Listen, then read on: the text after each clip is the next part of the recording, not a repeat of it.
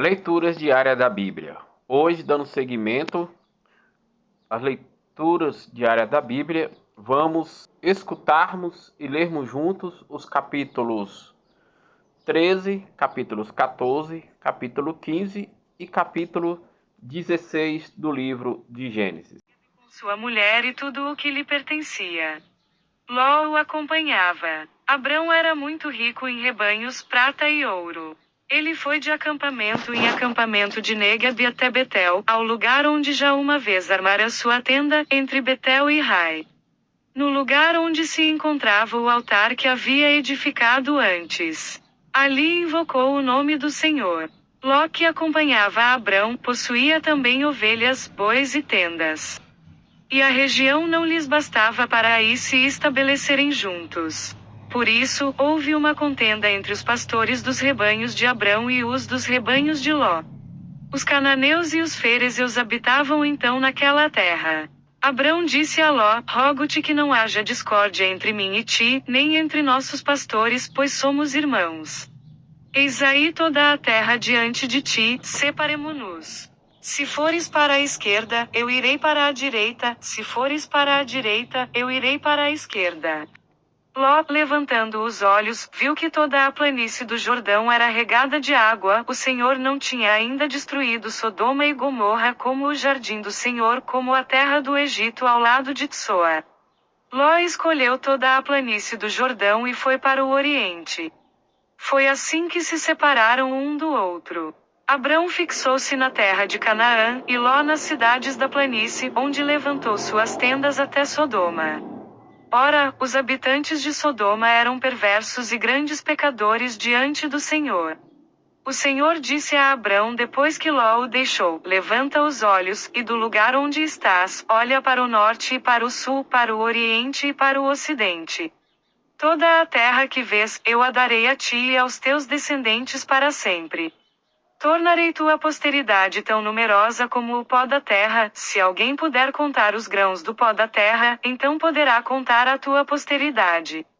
Levanta-te, percorre a terra em toda a sua extensão, porque eu te hei de dar.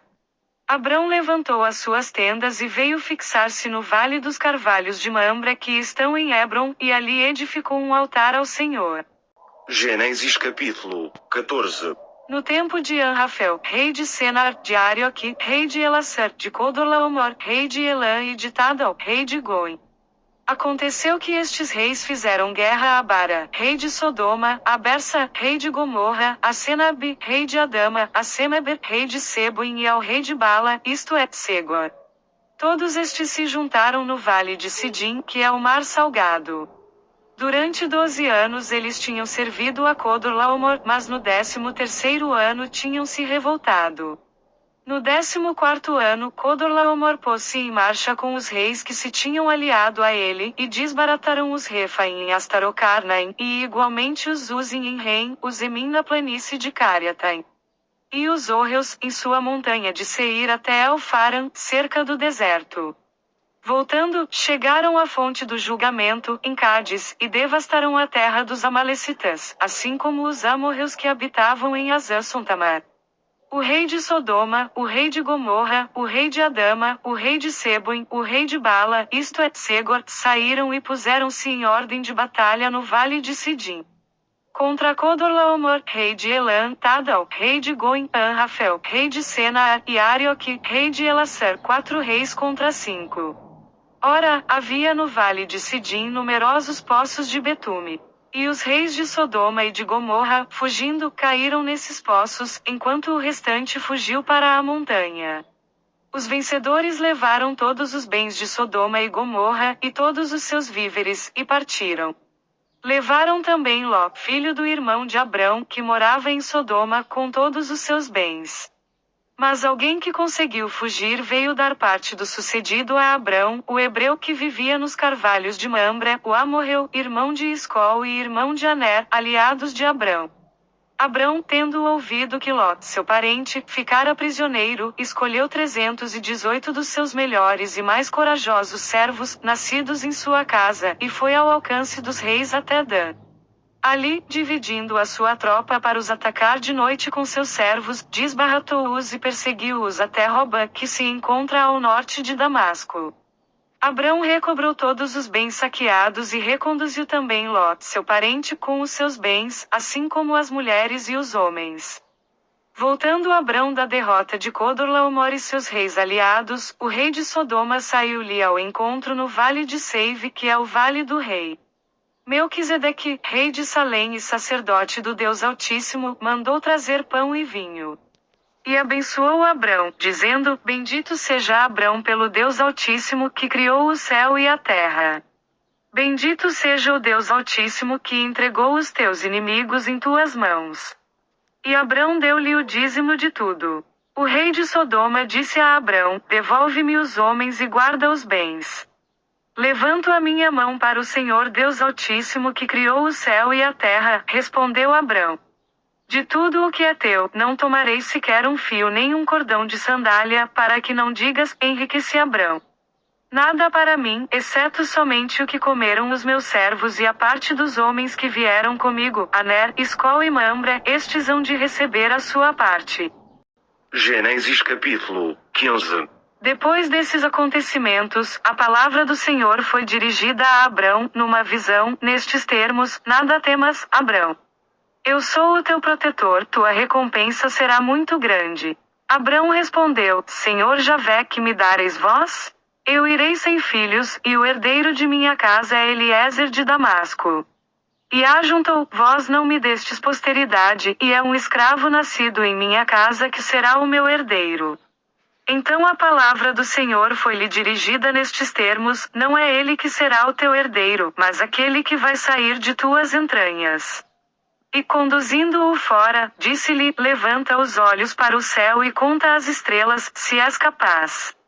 Pois bem, ajuntou ele: Assim será a tua descendência. Abrão confiou no Senhor, e o Senhor lhe imputou isso para sua justificação. E disse-lhe: Eu sou o Senhor que te fiz sair de Ur da Caldeia para dar-te esta terra. Senhor Javé, como poderei saber se a vou possuí-la? Toma uma novilha de 3 anos, respondeu-lhe o Senhor, uma cabra de 3 anos, um cordeiro de 3 anos, uma rola e um pombinho. Abrão tomou todos esses animais, e dividiu-os pelo meio, colocando suas metades uma defronte da outra, mas não cortou as aves. Vieram as aves de rapina e atiraram-se sobre os cadáveres, mas Abrão as expulsou. E eis que, ao pôr do sol, veio um profundo sono a Abrão, ao mesmo tempo que o assaltou um grande pavor, uma espessa escuridão. O Senhor disse-lhe: Sabe que teus descendentes habitarão como peregrinos numa terra que não é sua, e que nessa terra eles serão escravizados e oprimidos durante 400 anos. Mas eu julgarei também o povo ao qual estiverem sujeitos, e sairão em seguida dessa terra com grandes riquezas.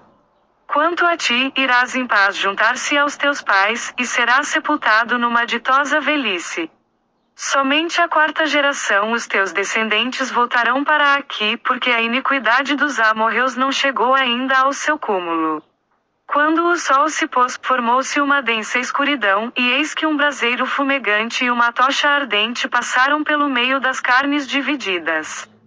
Naquele dia, o Senhor fez aliança com Abrão: Eu dou, disse ele, esta terra aos teus descendentes, desde a torrente do Egito até o grande rio Eufrates.